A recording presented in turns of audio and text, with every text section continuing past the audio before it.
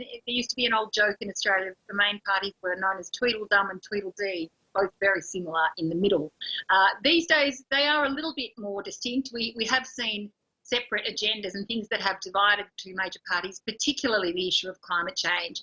The ruling Conservative coalition of the Liberal and National parties have been seen to be very slow to act, and the Labor opposition has a very firm agenda to move quickly on climate change. Both, interestingly, are under pressure from the fossil fuel industry, particularly the coalition under pressure from the owners of coal mines, and the Labor opposition under pressure from their workforce as represented by the unions. So those are very important issues, and we are seeing a little bit more distinction between those two major parties, but still in the centre of the spectrum. With Labor does have a left flank, but the Greens, I guess, have taken up the position far to the left that Labor perhaps once occupied.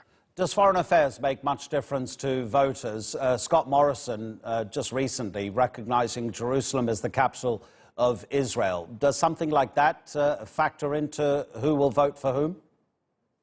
I don't think that issue will be front and centre for most Australians, although it was very controversial when he made that announcement. He did that during a by-election where there was a high Jewish population in that particular electorate, and it was seen to be a pitch to try and win their support. It didn't succeed, I might add. That seat is now up for election again in the general election, and we'll see how it goes this time.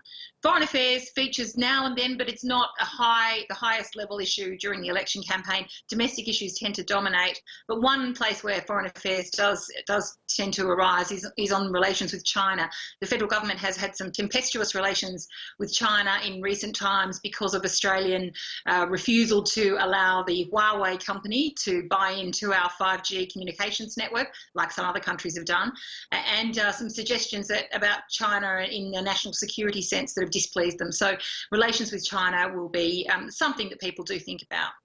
Karen, tell us about what it's like to live in a country where voting is mandatory. There aren't many nations that have that. Does it produce an enthusiasm on election day, or are people, oh God, it's the law, I've got to go and do it?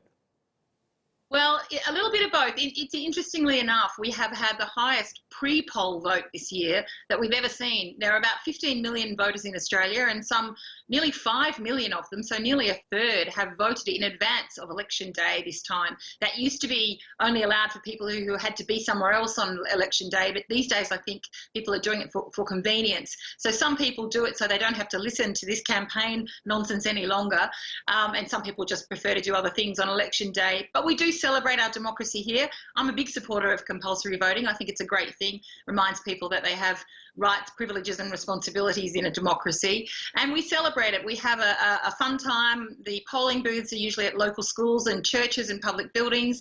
People hold barbecues, have what we call a sausage sizzle, a sausage in a piece of bread.